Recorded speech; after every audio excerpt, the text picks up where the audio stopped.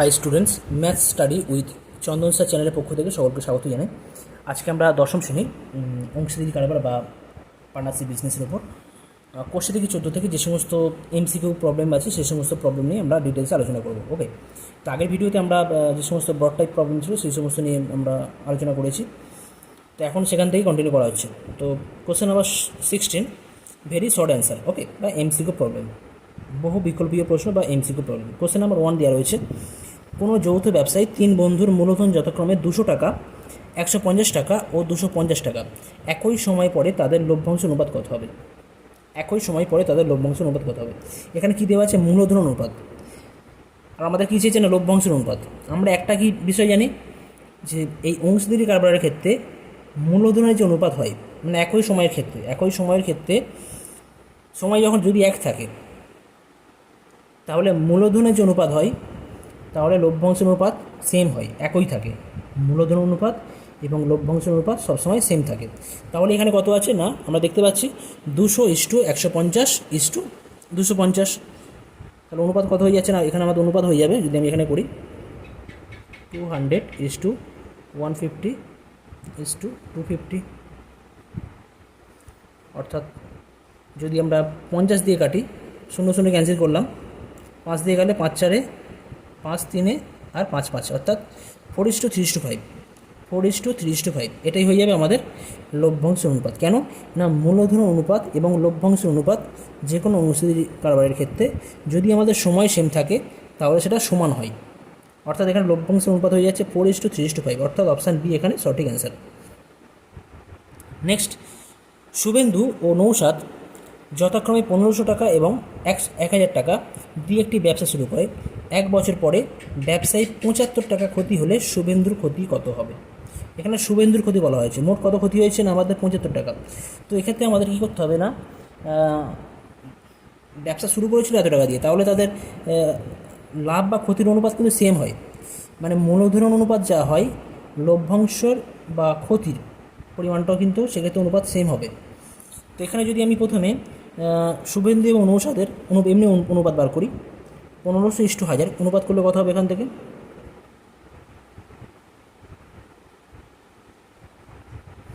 0 cancel করা হলে 5 দিয়ে গেলে কত হবে না? 3:2, তাই তো?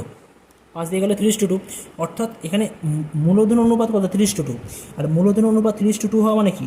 ক্ষতির অনুপাতও 3:2 হবে। আচ্ছা, এখন মোট ক্ষতি কত? 75 টাকা। তাহলে শুভেন্দু যদি আমাদের ক্ষতি বার করতে হয়, তাহলে শুভেন্দু প্রথমে আছে, তাহলে শুভেন্দুর আনুপাতিক ভাগ করে বার করবো। কত হবে? 3/3+2 বলে 5 হবে, ইন্টু 75। 5 দিয়ে গেলে কত হয়? এটা 5×15=75, অর্থাৎ 3×15=45 টাকা।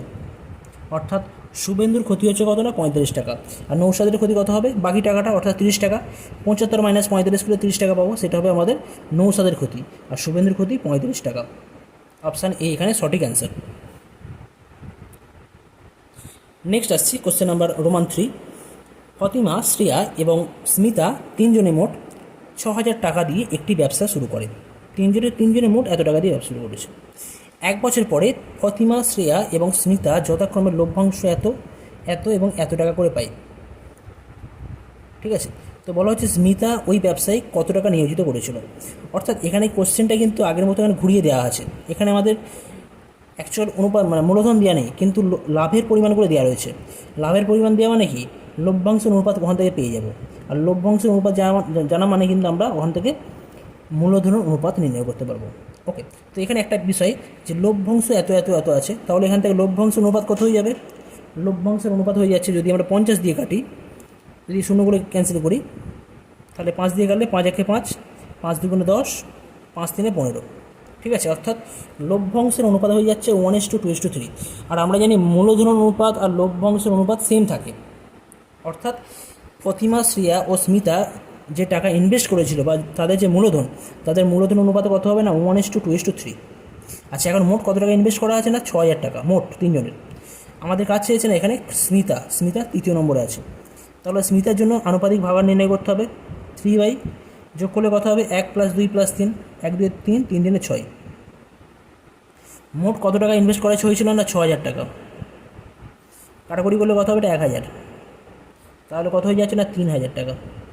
অর্থাৎ এখানে স্মিতা আমাদের ইনভেস্ট করেছিল কত টাকা না 3,000 টাকা। অপশান সি এখানে সঠিক অ্যান্সার। নেক্সট আসা যাক রোমান 4। রোমান 4-এ দেওয়া আছে যে অমল এবং বিমল একটি ব্যবসা শুরু করে। অমল 500 টাকা 9 মাসের জন্য এবং বিমল কিছু টাকা 6 মাসের জন্য ব্যবসায় নিয়োজিত করে। ব্যবসায় মোট লাভ হয় কত না 69 টাকা, আর বিমল লাভের 46 টাকা পায়। তাহলে ব্যবসায় বিমলের মূলধন কত টাকা ছিল? তো এখানে একটা বিষয়, এখানে সময়টা সমান নেই। 9 মাসের জন্য মানে অমল ইনভেস্ট করেছে 9 মাসের জন্য, আর বিমল ইনভেস্ট করেছে কিছু টাকা। কত টাকা ইনভেস্ট করেছে কিছু বলা নেই, সেটা আমাদের নির্ণয় করতে হবে। কিন্তু ক মাসের জন্য না 6 মাসের জন্য সেটা বলা আছে। তো তাহলে আমি ধরে নিচ্ছি সাপোজ অমল এখানে এক্স টাকা ইনভেস্ট করেছিল, এক্স টাকা 6 মাসের জন্য। বিমল সাপোজ এক্স টাকা 6 মাসের জন্য ইনভেস্ট করেছে। আচ্ছা, এই অঙ্কটা আমি ডিটেলসে করি একটু। তো অমল কত টাকা ইনভেস্ট করেছিল? 500 টাকা ইনভেস্ট করেছে অমল। অমল ইনভেস্ট করেছে 500 টাকা। ক মাসের জন্য না 9 মাসের জন্য? তাহলে 1 মাস হিসেবে অমলের মানে মূলধন কত হয়ে যাচ্ছে? 5 9 45, 4500। ওকে। আচ্ছা, বিমলের ক্ষেত্রে আমি ধরে নিচ্ছি বিমল প্রথমে ইনভেস্ট করেছিল এক্স টাকা। ক মাসের জন্য ইনভেস্ট করে সেটা বলা আছে, 6 মাসের জন্য। তাহলে বিমলের 1 মাস হিসেবে ওই টাকা লাভ করতে গেলে অনুপাত হবে কত? 6x। অর্থাৎ অমল ও বিমলের যদি আমি এখানে মূলধন অনুপাতে নির্ণয় করি তাহলে কত হবে? 4500:6x। আচ্ছা, এখন বলা আছে যে ব্যবসায় মোট লাভ 69 টাকা আর বিমলের লাভ। বিমল লাভ করেছে কত? বিমলের লাভ যদি এখানে লাভগুলো বসাই, বিমলের লাভ হয়েছে 46 টাকা, আর মোট লাভ হয়েছিল কত না 69।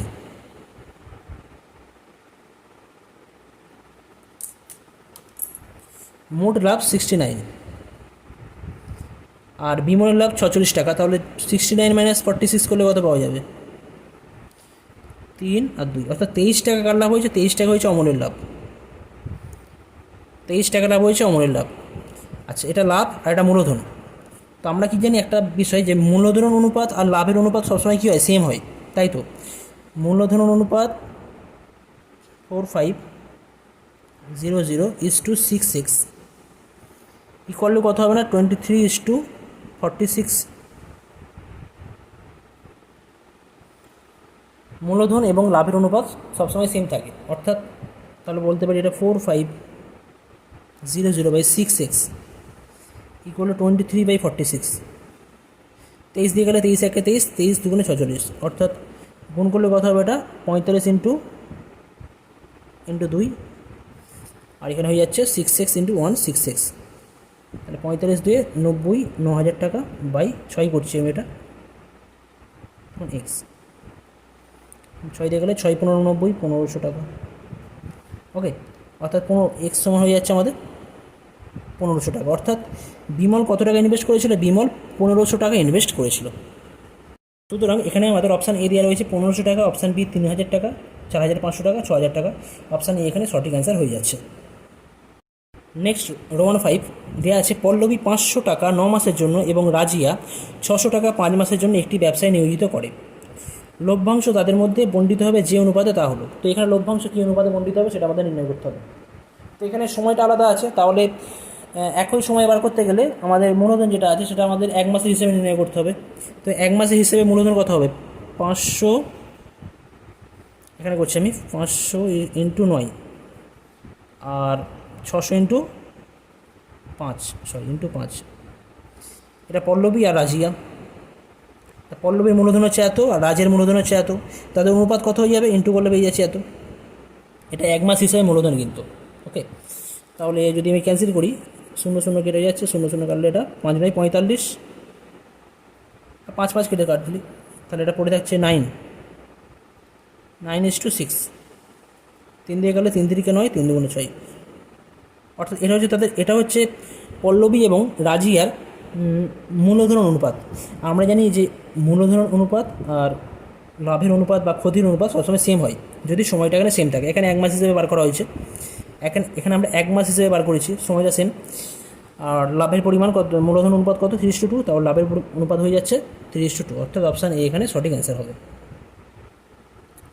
আচ্ছা, এখানে ট্রু ফলস দেওয়া আছে, সত্য মিথ্যা করতে হবে আমাদের। বলা হয়েছে যে অংশীদারি ব্যবসায়ে কমপক্ষে লোকের দরকার 3 জন। কে বলেছে 3 জন?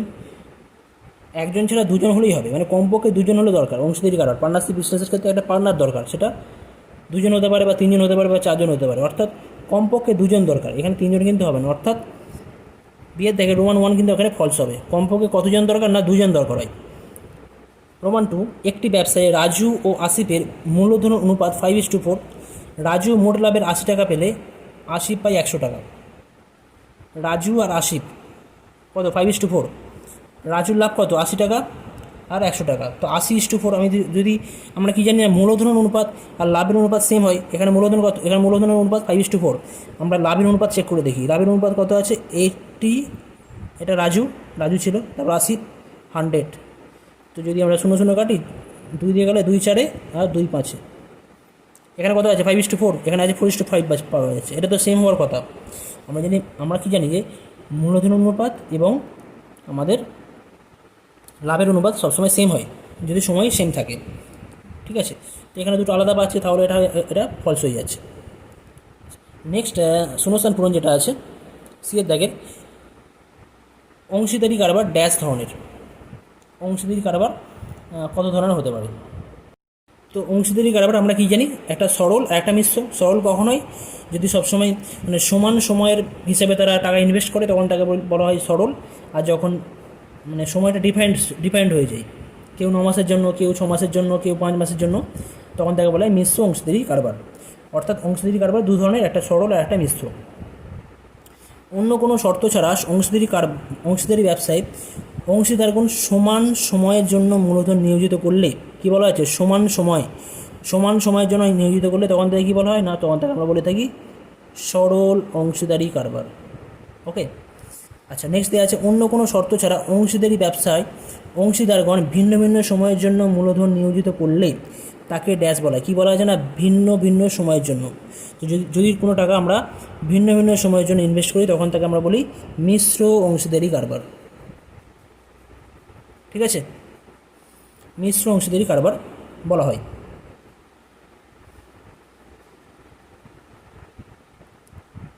নেক্সট আসছি, যেটা দেওয়া রয়েছে 17 দাগের কোশ্চেন নাম্বার 1। একটি অংশীদারি ব্যবসায়ী সমীর, ইদ্রিস ও অ্যান্টনির মূলধন অনুপাত এত, বছর শেষে 3700 টাকা হলে অ্যান্টনির লাভ কত হবে? তো আমাদের এই যে অনুপাত দেওয়া আছে, অনুপাতটা আমাদের ফ্র্যাকশানে আছে, তো অনুপাতটাকে আমাদের পূর্ণ সংখ্যায় লিখতে হবে আগে। ঠিক আছে, লিখে সেখান থেকে আমরা কার বার করবো না, অ্যান্টনির মূলধন চেয়েছে এখানে। 17 দাগের কোশ্চেন নাম্বার 1, সমীর, ইদ্রিস ও অ্যান্টনির মূলধন অনুপাত। সমীর, ইদ্রিস ও অ্যান্টনির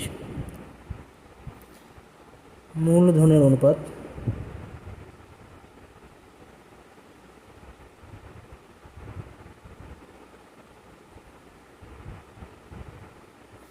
কত আছে? না 1/6 is to 1/5 is to 1/4। তো এখানে এই ধরনের কোনো ফ্র্যাকশান থাকলে, অনুপাত যদি রেশিও থাকে, তখন এদের পূর্ণ সংখ্যায় আনার জন্য কী করবো? এদের যে লসাগু দিয়ে গুণ করবো।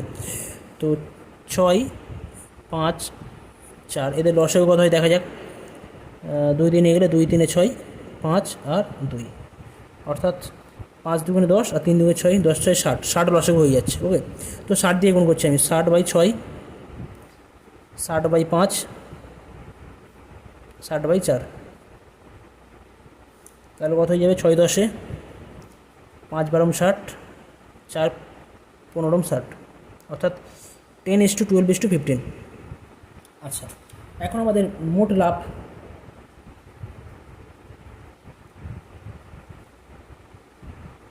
কত টাকা দেওয়া আছে? না 3700, কার লাভ চেয়েছে এখানে? অ্যান্টনির লাভ। অতএব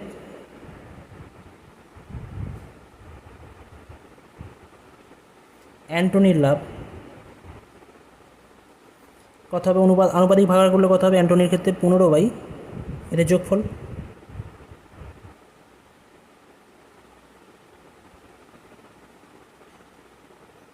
থ্রি সেভেন জিরো জিরো 15/12 যোগ করলে 22 15 37। এখানে 37 আছে, কাটাকুটি করলে কত হবে? এটা 100 হয়ে যাচ্ছে, অর্থাৎ 1500 হয়ে যাচ্ছে। 1500, অর্থাৎ এখানে আমাদের অ্যান্টনির লাভ কত হয়ে যাচ্ছে না? 1500 টাকা। 1500 এত টাকা।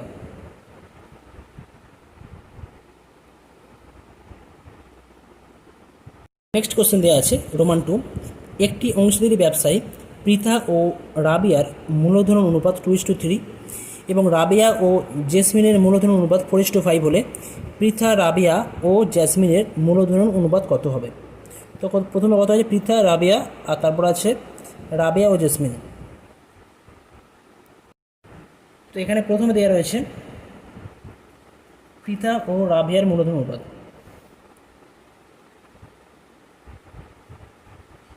পৃথা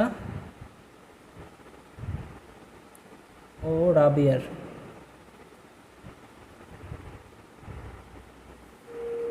মূলধনের অনুপাত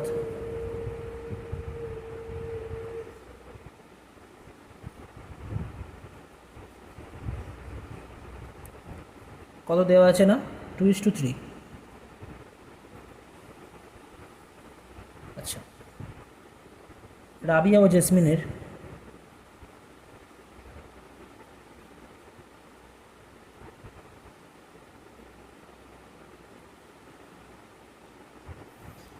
মূলধন অনুপাত দেওয়া আছে 4:5। তো এখানে রাবিয়া আছে, এখানেও রাবিয়া আছে। তো কী করবো? জাস্ট আমরা এখানে 2/3, আর এখানে কত আছে না? 4/5। তো এখানে রাবিয়া কোন দ্বিতীয়বারে রয়েছে, আর এখানে রাবিয়া প্রথমবারে আছে। তো আমরা কী করবো? দ্বিতীয়বারে রাবিয়ার যে 3 আছে, আর এখানে রাবিয়ার যে 4 রয়েছে, 3 আর 4 লসাগু। 3 4 লসাগু কত হয়? 12। 3 ও 4 লসাগু কত হয়? 12। ঠিক আছে, তো আমরা কী করবো? এই ওপর নিচে 12 করার চেষ্টা করব। কী লিখতে পারি? এটা 2/3 গুণিতক কত করব? 3কে 12 করতে গেলে 4 দিয়ে গুণ করতে হবে। এখানে কত দিয়ে গুণ করা হবে? 4 দিয়ে গুণ করবো, তাহলে কত? 8/12 হয়ে যাচ্ছে। 4কে 12 করতে গেলে কত দিয়ে গুণ করতে হবে? 3 দিয়ে। ওপরে 3 দিয়ে গুণ করা মানে নিচেও 3 দিয়ে গুণ করতে হবে, তাহলে 4 3 12 আর নিচে 5 3 15। ওকে, অতএব এখন আমরা বলতে পারি অতএব পৃথা, রাবিয়া ও জেসমিনের মূলধনের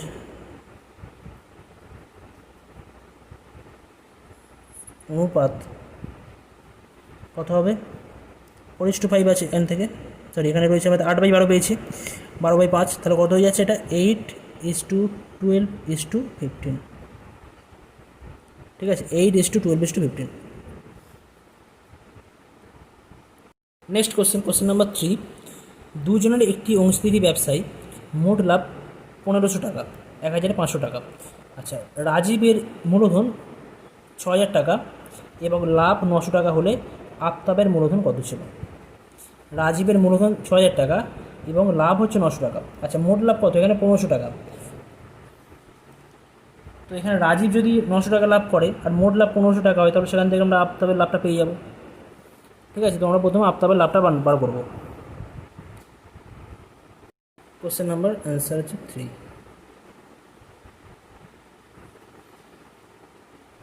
মোট লাভ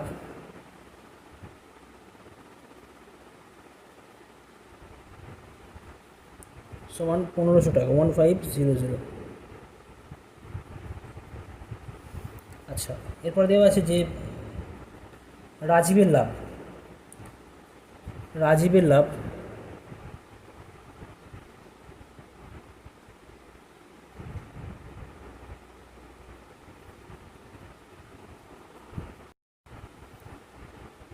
রাজীবের লাভ হচ্ছে কত টাকা না আমাদের 900 টাকা। তাহলে আমরা এখান থেকে বলতে পারি যে আফতাবের লাভ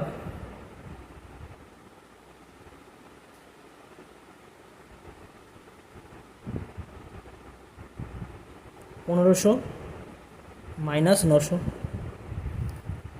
সমান 600 টাকা। ঠিক আছে। আচ্ছা, রাজীবের মূলধন দেওয়া আছে,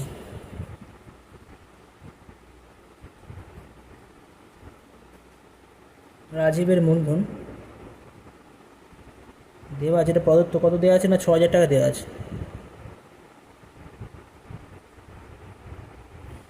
আমাদের আফতাবের মূলধন নির্ণয় করতে হবে। ধরি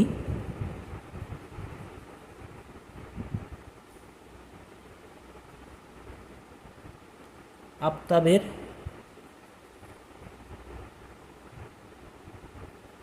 মূলধন সমান এক্স টাকা।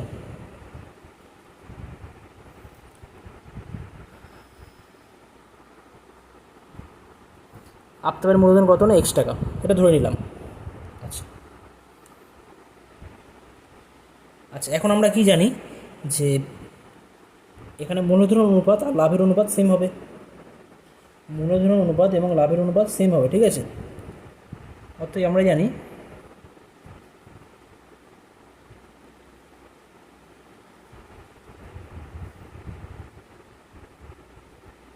মূলধনের অনুপাত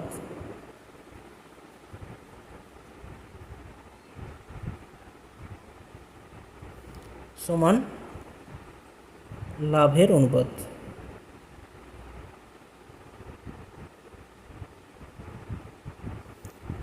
তাহলে সেই হিসেবে চললে এখানে কত হয়ে যায় মূলধন অনুপাত। মূলধন কত আছে আমাদের, কত রাজীবের ছিল 6000 টাকা, আর আফতাবের ছিল কত এক্স টাকা। রাজীবের লাভ কত ছিল 900 টাকা, আফতাবের লাভ কত হয়েছে না 600 টাকা। তাহলে এখান থেকে করলে কত হবে 6000/x ইকুয়াল টু 600। শূন্য শূন্য ক্যান্সেল করতে পারি, 3 দিয়ে করলে 3 তিরিকে আর 3 2 তাহলে গুণগুলো হয়ে যাচ্ছে, এটা 2 দিয়ে গুণ করলে 6000 ইন্টু 2, এখানে 3 সাথে এক্স গুণ করলে 3x পাবো। তাহলে এখান থেকে হয়ে যাচ্ছে, যদি 3 দিয়ে ভাগ করি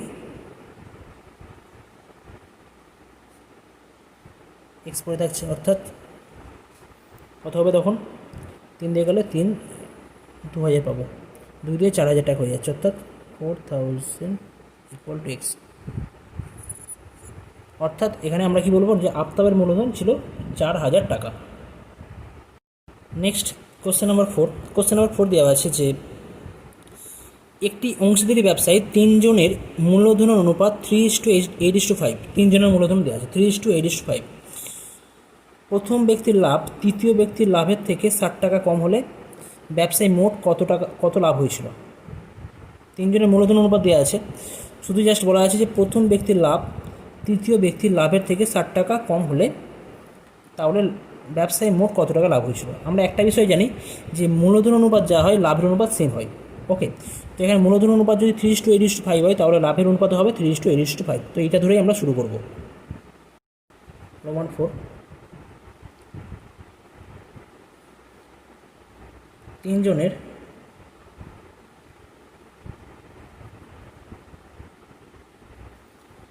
মূলধনের অনুপাত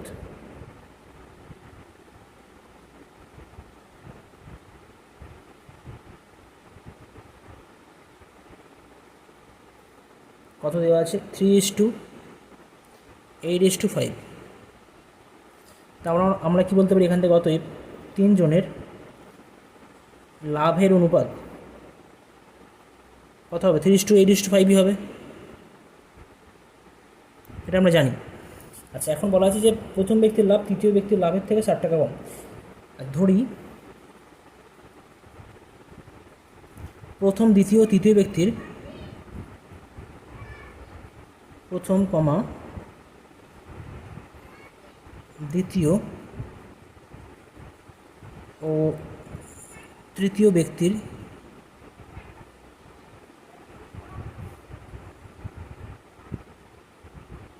লাভের পরিমাণ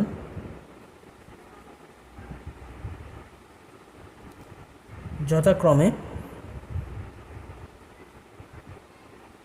এখানে অনুপাত যেহেতু দেওয়া রয়েছে আমি তাহলে এখান থেকে তৈরি করতে পারি। কত হবে? 3x টাকা, 8x টাকা ও 5x টাকা। ঠিক আছে। আচ্ছা, এখন বলা আছে যে প্রথম ব্যক্তির লাভ তৃতীয় ব্যক্তির লাভের থেকে 60 টাকা বেশি। প্রথম ব্যক্তির লাভ তৃতীয় ব্যক্তির লাভের থেকে 60 টাকা কম বলা আছে। প্রশ্নানুসারে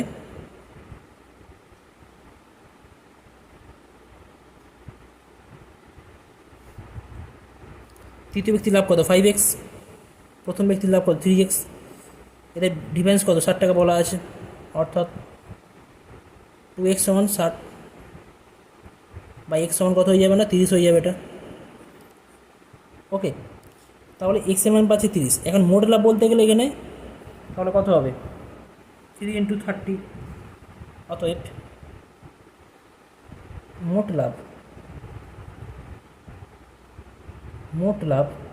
মোট লাভের পরিমাণ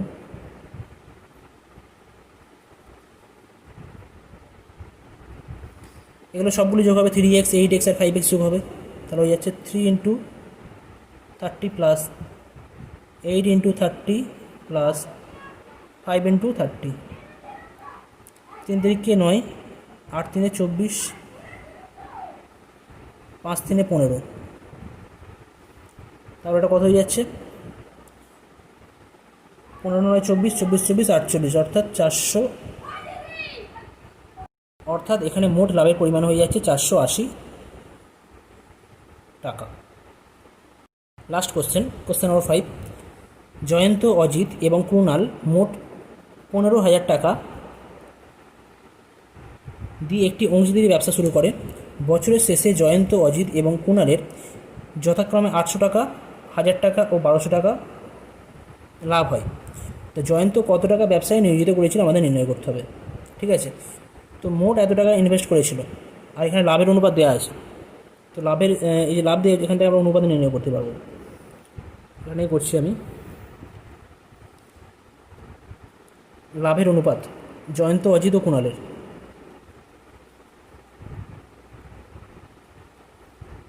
জয়ন্ত কমা অজিত ও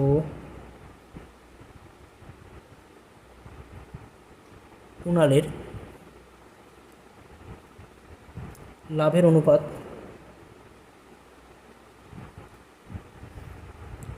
কত হবে না? 800:1000:1200। তাহলে হচ্ছে 8:10:12, অর্থাৎ 4:5:6। ঠিক আছে, তো এটা লাভের অনুপাত। আর আমরা কি যে লাভের অনুপাত যা হয় মূলধন অনুপাত তাই হয়। অতএব মূলধন অনুপাত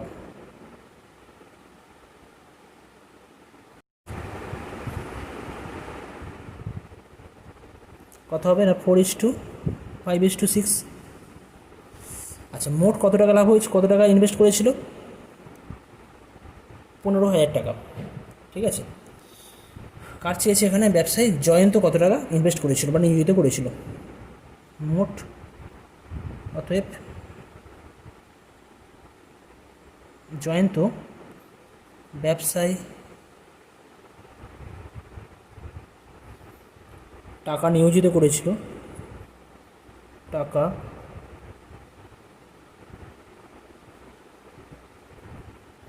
নিয়োজিত করেছিল। তো জয়ন্তের আমরা আনুপাতিক ভাগার নির্ণয় করবো। কত আছে? 4। তাহলে 4 বাই নিচে কত হবে? 4 + 5 + 6, 4 6 10 5 15 ইন্টু মোট কত টাকা? 15,000 টাকা। 15,300, তাহলে এটা 1000 হয়ে যাচ্ছে, অর্থাৎ 4000 টাকা। অর্থাৎ জয়ন্ত ব্যবসায়ী 4000 টাকা নিয়োগ করেছিল। ওকে, ঠিক আছে। এখানেই আমরা যে সমস্ত আমাদের শর্ট টাইপ প্রবলেম বা সংক্ষিপ্ত উত্তরধর্মী প্রশ্ন ছিল সেই সমস্ত প্রবলেম আমরা এখানেই শেষ করলাম। ওকে, থ্যাংক ইউ।